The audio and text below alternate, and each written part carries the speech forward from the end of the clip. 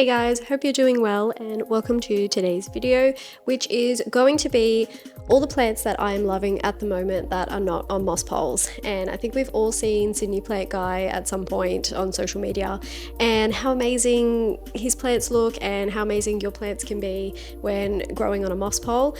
But I'm just finding that I'm phasing them out of my sort of collection at the moment because they're just a little bit too fussy. It requires a lot of maintenance.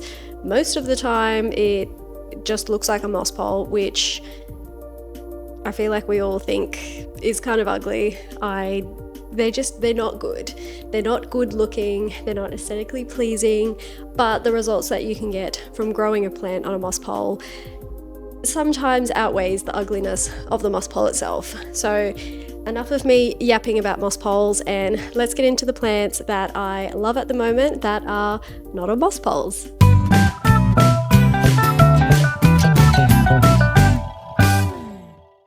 So the first plant that I would like to show you today is the Firefly Leopard plant, and I will put its full government name somewhere on the screen because I don't know how to say that. And this is what she looks like. I might just bring you a little bit closer to it because it's just such a cute looking plant with these like sun spots.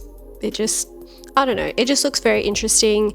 And one thing that I really do like about this plant is it's quite dramatic when it needs to be watered. So it's one of those plants that are really just going to kind of go all droopy and look very, very upset until you water it. And personally, I love that because I know when to water the plant. So this one has been fairly easy to grow. I did get it as quite a small plant and it's already starting to get a little bit bigger. And when the newest leaves are starting to grow, they look a little bit fuzzy. And at first I did think that I had some sort of pest or spider mite situation going on because it really did look like that. But that's just how it is. And it eventually loses its hairy spider mite looking way to the leaf. So it is very cute. I'm very much loving it. I really like sort of bushy plants at the moment. So this is a very fun and interesting plant to have in your collection. The next plant that I want to show you, I was a little bit apprehensive about showing you guys because I feel like you're gonna laugh at me because it doesn't look very exciting yet, but it will get there. And I first found this plant on a Facebook market listing for something completely irrelevant to plants. It was like a chair or something. And I saw in the background this amazing looking plant, and I hope I still have a photo of it because I'm pretty sure I screenshotted it. And if I do, I'll put it on the screen. But it was just so interesting. And I ended up messaging the person being like, I don't want your chair, I just need to know what that plant is. And she told me, and then I bought one. So let me just grab it because it's in a very heavy pot, but it's so cute. I really like this plant. This is a ponytail palm, and at the moment it looks like a little firework going on, and it really does not look exciting compared to what I think it will end up looking like. But for now, it's really cute. It also serves as a cat toy. She's very much in love with this and plays with it quite often. So there's a lot of leaves that are broken off. And yeah, this is hopefully going to be a very, very cute plant. I'm finding that it does need a lot of sunlight. So if there's a spot in your house that gets a lot of bright light, then this is your plant. Otherwise, do not get it because it definitely needs a lot of sunlight, and just don't water it pretty much ever, really. It does not like to be very wet. It sort of grows out of a almost like a bulb looking situation, which I think ends up turning into the trunk of the tree plant, and it's very, very delicate. It does not like to get wet, so it's kind of one of those nice plants where you just leave it alone and give it some sort of love and attention very rarely. But it's very cute for now. I hope it continues growing. It makes me a little bit nervous because it is probably more suited as a outdoor plant, and I'm really trying to make it work inside. But for now, it's very cute and I can't wait for it to get bigger. So the next type of plant I want to talk about is a begonia, and in particular I want to talk about the cane type begonias, which grow from stems that are quite sturdy, and it's almost like it's a climbing plant on a moss pole without the moss pole, and it it's its own moss pole. So these are the ones that I have at the moment. I've got some down the bottom that you can't really see, but my main two that I am really loving at the moment is this Begonia maculata and this Begonia something. I'll pop it on the screen, and they're just such an easy plant to grow. They get really big. In particular, this one has just quite big leaves in general, so I really love that. It just is so cute, and they have some spots on their leaves, which is really interesting. One down the bottom that I have here has pink spots, which is really pretty, and they're just such a nice plant to have in your collection because you don't really need to do a whole lot for them. They can handle some pretty low light. I've tried it in a few different spaces. Definitely prefers a bit of brighter light, but you can put it in a spot that's got a little bit more lower light and it will still do just fine. So I'll show you a little bit closer on what they look like because they're so beautiful and they're just such an interesting piece in my house. I love having plants in my house as kind of a decoration, and these are a very beautiful decoration. So I'll show you them a little bit closer. This is my Begonia maculata that is really big and has quite a few stems. I think I've got maybe about 5. And this is the other guy that has 3 stems, but one is really short, as you can see kind of down here. That's about as high as it goes. This is my pink spotted begonia, which is very pretty. It's got some cute little leaves going on. I've got this other one over here, which I'm not quite sure if it's a cane type begonia yet, so we will find out, but it's beautiful anyway, and it's growing well, which is good. The next plant to talk about is a philodendron, I think snowdrift, because this one didn't actually say what the plant was on the little plant tag that it had, and it just said philodendron. So I thought, great, there's like 50 million philodendrons.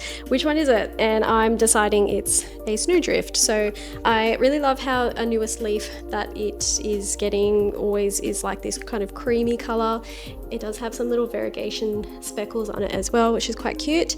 And then as the leaf starts to mature, it turns into a little bit more of a lime green, very bright green with some speckles on it as well. And it's a nice bushy kind of philodendron that doesn't need a moss pole again.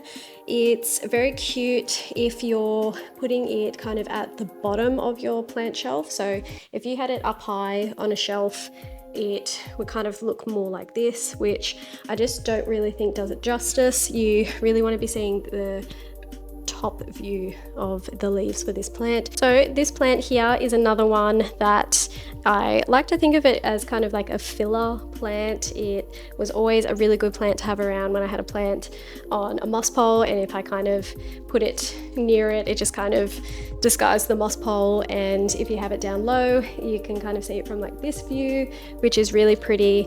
It's got these underside of a purple color, and then the top is kind of like a grayish green with a darker green. Really easy to take care of. I'm not doing a whole lot for it. I have not repotted this plant in years. I don't even know how long it's been. I'll have to work it out, but it's just a really nice plant to have around that's not going to cause you a lot of stress, and it's just going to do its thing. The next plant, I really wanted to show you a different type. I really wanted to show you a variegated fern, but I am having the hardest time finding one. Every place in Australia just seems to not have any in stock, which is so annoying because it's such a pretty plant. Like, this is just the regular one, a regular fern that's just green, doesn't have any variegation in it, and it just looks so interesting. I am a big fan of The Simpsons, and it just looks like Sideshow Bob, don't you reckon? So it's also just a plant that looks really nice when it is in a higher up position because it kind of droops down. It just looks so luxurious and lush and beautiful. I love that I don't need to give it a super bright spot in my house either. I initially did. I had it in a really sunny spot because I thought that's what it wanted, but then as soon as I put it in my bathroom that has I wouldn't say it's low light, but I wouldn't say it's great either. So it's a little bit more of a filtered light kind of situation. And that's when I found the top part of all of these little stems were starting to kind of reach up and grow towards the light. And I think before what I was giving it, the stems were kind of retreating back and were a little bit stressed. So a great plant to have. If I had the variegated version, I'm sure it would also be a great one to have as well. If you are in Australia and you know somewhere that has a variegated fern, can you let me know? Because I want one a lot. I really want it. But anyway, this one is very beautiful. Another great neglectful plant to have is a Raven Zanzibar, and this plant used to be really big for me, and then I didn't neglect it and I just kept watering it so often and it ended up rotting. I almost completely lost the plant, but it's making a comeback. It's starting to get some new growth, and the new growth is really cute when it comes in because it's quite light, kind of lime green, and then as the leaves mature it turns into almost a black shade of green, which is really interesting. And this plant, even though it is a plant that you can neglect, it's definitely one that loves some bright sunlight, so probably more than you think that it needs. I always hear this plant being a low light type of plant, but for me personally, I think it definitely wants a little bit more than a low light position in your house. So I have this one growing in my bedroom, which gets some kind of nice medium light throughout the day, and it's just so cute. I hope it continues growing very well. Definitely do not water this plant often because it does not love it, but give it some good sunlight and you will get some really cute lime green leaves that turn dark over time. The last plant I want to talk about today is a Peperomia Pink Lady. I grew this plant from a single leaf, if you can believe it, and it's just grown so well. It's just such a pretty plant with all of the different shades of pink and green and kind of like a grey green going on.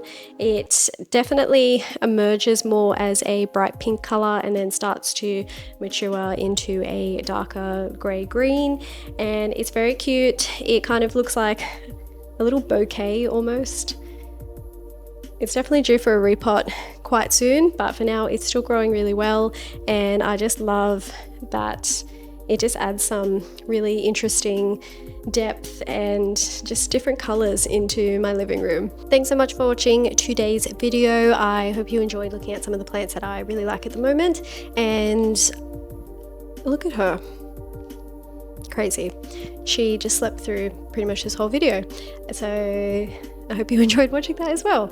And if you haven't already, please like and subscribe to my channel. I love engaging with you guys in my comments or on DMs or anything. You're really fun to talk to, and I like making some new little plant friends. So thanks again, and I'll see you guys in the next video.